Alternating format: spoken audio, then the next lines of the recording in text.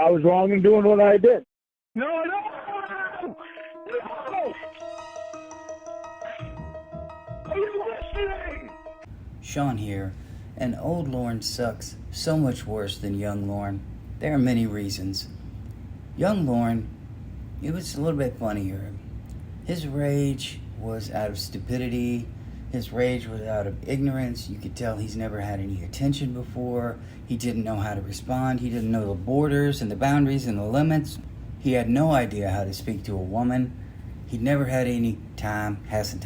He'd never had any attention in his life, and you could just see that coming through in all of those calls. They got progressively worse. You saw his insecurity. You saw his bipolar. You saw everything else that we've discussed all come out, and it was all thanks to Ramona. A guy living in misery and hell made by his own hand. He thought it was okay to ask a woman to go into the bathroom while she was spending time with her family so he could ask her if she would marry him. He was desperate. He was doing anything in his power. How can I lock this down? How can I make her understand?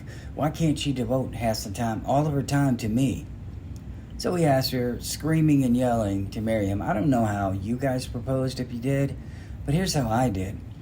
Huge testing, about 500 people there. Masters up in the front, bunch of other masters on the panel. I had worked out with another instructor, a 5th degree. I was a 3rd degree at the time. We were going to do this high-flying demo. And I did a high-flying demo. And it was really cool. And I think I have a video of me, 2 people standing on chairs. I'm doing a flying jump front kick. And then I did a round kick straight up, almost breaking the boards. And then we did a choreographed staff demo. And at the very end, I was walking off stage. Everybody was applauding. And the chief master said, "Mr. McClure, where are you going?" And I said, "Sir?" And I came back, and I stood about 5 feet from my ex, and I turned around, and I got on one knee. She had no idea what was going on. They brought me the microphone. I gave my little spiel, and I had her bring her parents. She didn't know why, but I said, you should bring them, your grandparents. They need to see this. They need to see you in your element. So I turned around and proposed. And I'll never forget, this one other female instructor ran down from the podium, came down and looked at the ring I was giving her, and with a big smile nodded, like she was coming down to see if it was bigger than hers. So the long and short of it is, that is how I proposed. I put a lot of thought into that, a lot of practice. Now think of all of that. Now think of Mr. Penis demanding time, goes into the bathroom. "Will you marry me, you fucking bitch?" Or whatever he said. That's what he thought asking somebody. You don't ask somebody to marry you over the phone. You don't.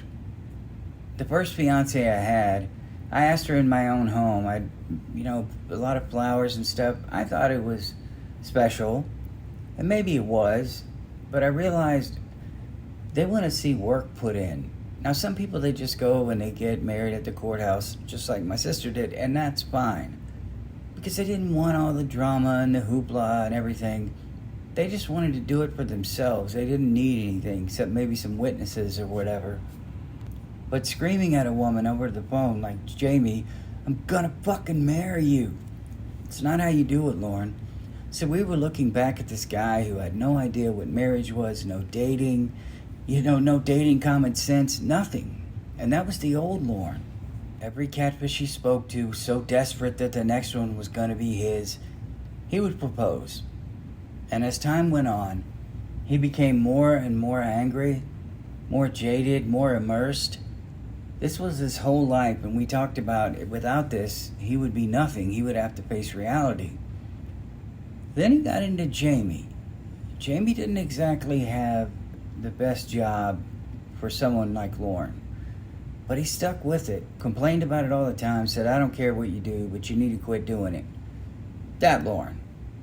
By the time we hit Casey, Blue Boy, we saw a guy who was exhausted and tired, and he knew he shouldn't be on the phone. He knew he shouldn't be involved in this, but he did anyway. He stuck with it. Through everything, there was no chance. "We're not together, Lorne. We're just friends." "I'm gonna fucking marry you." He doesn't understand the concept, and we talked about how it's one-sided. If Lorne likes you, you guys are in a relationship. That's what we saw with Casey. It's how he latches on. I am interested in you, so I'm not going to stop. The Terminator, I will not stop under any conditions. All of these catfish women were victims. What makes Jamie and Blue Boy stand out is that Lorne was supposedly sober. He hadn't learned any of the lessons that he had been taught in the past. In his past, he hadn't been awakened yet. It was like he's still asleep. He's still living in this dream world. He doesn't understand still that women don't want a guy. He was in debt before, but man, oh man, is he in debt now. Big time. Women don't want that, at least in my opinion. I guarantee you ask the women in the pornography community, would you rather choose a cute guy with a decent job and no debt, or a rich guy who is hot with mountains of debt that you're never going to climb out from under? How can you be rich with debt? Well, go ask a rich person. There's one thing I can say is that rich people want one thing and one thing only, and that's more money. I was a marketing director for the American Fight League. We were in a room with the guys who owned WebMD, worth $5 billion each. We were in the room with guys who had like $10 million and more. We were going through an angel investment firm, and I had to give this big spiel. I was receiving calls from these guys worth hundreds of millions of dollars, trying to get them to invest $25 grand. These guys had money they were burning, but $25,000, it was a huge amount of money to them. So rich people, they're very careful with their money. For some reason, poor people are terrible with it. I don't mean to harp on money, but Lorne is always talking about he doesn't care about money. We know why he doesn't care about it, because he doesn't have it. When tax time comes around, people have debt, but they want to get those things they could not afford throughout the year. I've done it. We've all done it. It may not be the smartest thing. Sure shit makes you feel good. I have no idea what Lorne wasted his money on. I think Lorne's the kind of guy, if he always wanted to be a rock star, he would go out with no plan. Well, I'm going to go ahead and buy the equipment because I know I'm going to do it. And the equipment would stay in his closet. And he would never move forward with it. He liked the idea of something. And I think new Lorne, well, the same old Lorne, worse Lorne. I don't want to say new, it sounds like he's been reborn. But this Lorne, the jaded Lorne, I don't think he would do that. I think now he realizes he's got to piece his life together, and he's spending money he doesn't need to spend on that trailer that's falling apart. He's spending it on shit he doesn't need to buy. I mean, the guy sent a Humpty Dumpty photo. If you have that much extra money, why don't you buy some decent clothes? Because that doesn't matter to him. There are no women there to make it real. Lorne going out in the clothes that he had, probably these big dirty white shoes and dirty boots, he wouldn't have a prayer. This old Lorne, in terms of age, he's desperate. We discovered he is definitely a virgin, 100%. And you know what I said about the dangers. The longer it goes, the more of a danger he is to women and children. But the old Lorne, I have a fear that if there was a woman in person now, he would relentlessly pursue her. It would be worse than Nikki and Paula and that girl. Someone talks to him, bring up Sherry. Don't let him, you know how he is. If you talk to him, don't let him tell you, I don't know anybody named Sherry. Oh, that never happened. Because it did. So someone needs to press that issue. Xavier Von Erck, it's only gotten worse. His paranoia, I think his mental state has deteriorated. Bipolar 1. He can't focus on anything, which is a bipolar trait, not ADHD, but bipolar. He can't focus on anything long enough to get something done. He focuses on immediate things. We talked about Lorne only wants things that he wants to do, that he can get instant gratification from, instant success. A guy who's delusional probably still thinks he's going to get his YouTube channel back and he's going to be a millionaire. Lorne will be 60. I still think he's going to be back in prison. There are some strict rules about paying back loans and defaulting. What are they going to do? Garnish his wages? He can't even afford to live as it is now. And I told you I think he's going to die, and think he believes that will cancel his debt because he doesn't have any kids. A guy like Lorne, so desperate to be married, he would have found somebody already. He would have trapped him. They wouldn't have been able to escape. He would have had children, which would have locked him down. I made that marriage video. But this Lorne is dangerous. Very, very dangerous. He wants instant gratification. He wants Casey no matter what. Look at how he went to the airport. Never asked any of those questions, I said. Just drove up there blindly, thinking he was going to pick up this actress, thinking she dropped her entire life to come out and see him. The rest of us, we have lessons learned. We know what it's like to be played, to get played, and we know what it's like to play people. You know the tips of the trade, Lorne's tricks of the trade, about what he would be using. He's paranoid. You would have thought he would have asked a billion more questions, rather than just seeing a plane ticket. I don't know everything that went in, but we know he didn't ask too many questions. Roy, screaming at him, dude, this isn't real. So we know he is past the point of no return. We know that this is all he has. This last-ditch effort is going to be a catfish on the phone. He's getting letters from women that he claims are real. Well, they got real addresses. I know they're real. What if I talk to them? Lorne, those might be the people to talk to if they show genuine interest.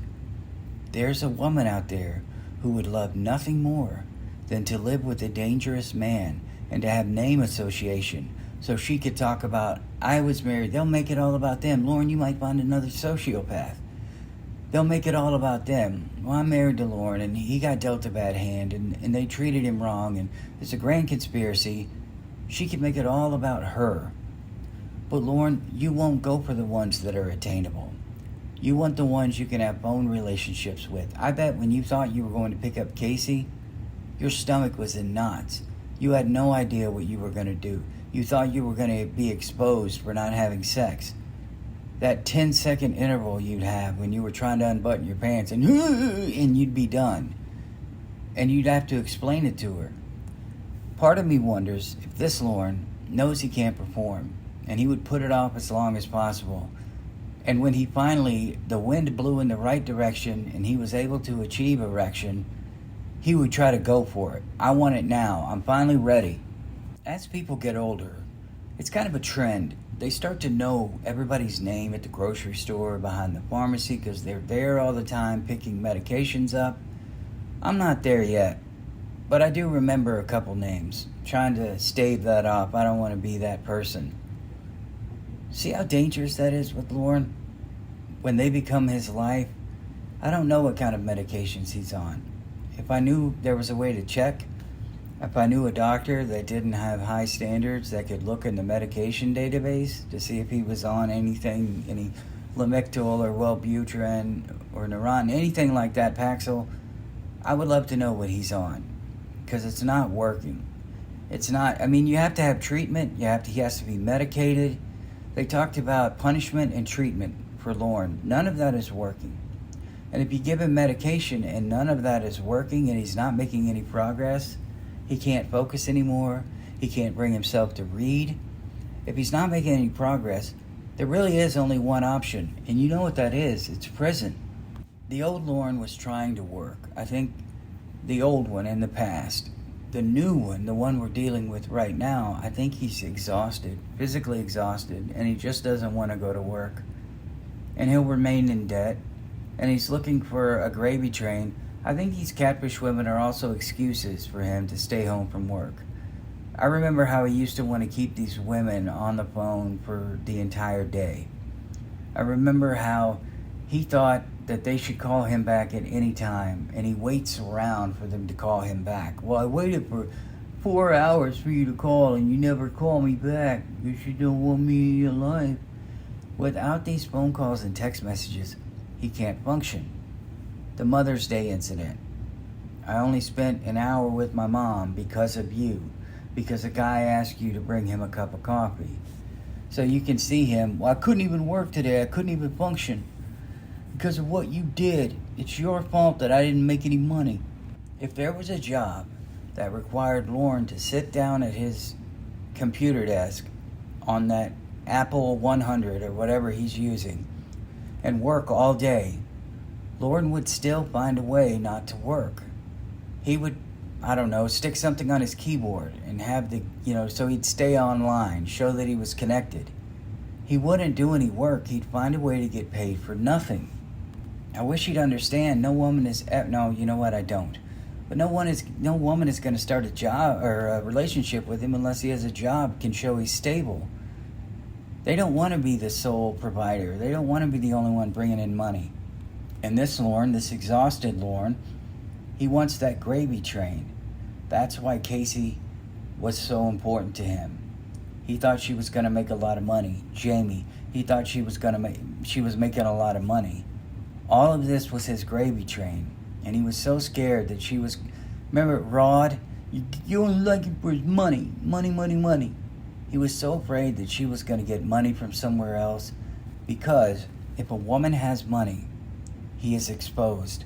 She knows. He wants a woman who's in a worse situation than he is.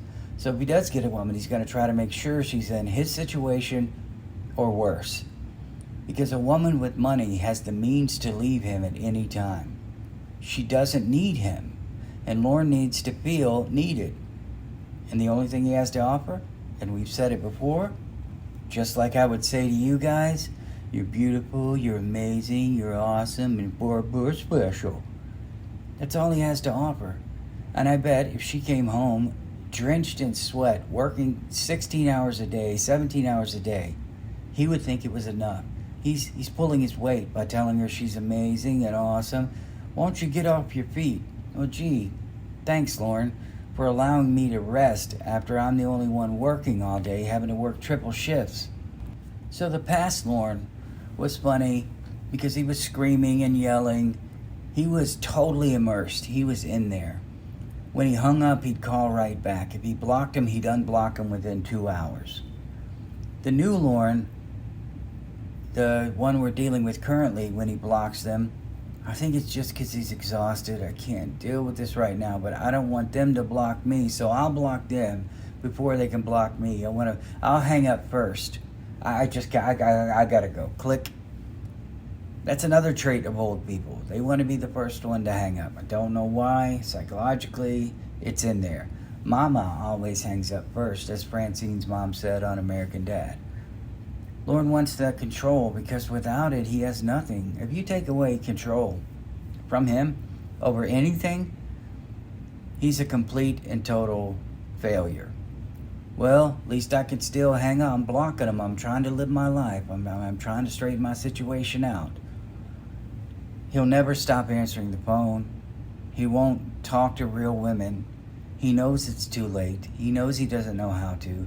He knows he has no idea how to keep a relationship going, and insecure, sociopath, psychotic people, they're going to be paranoid the entire relationship, and it's going to be hell for him. These over the phone, the honeymoon phase, all that shit I've said before, that's what he needs. So the old Lorne is not as funny. Still funny, but more dangerous. The past Lorne, complete and total lack of self-awareness, big tool.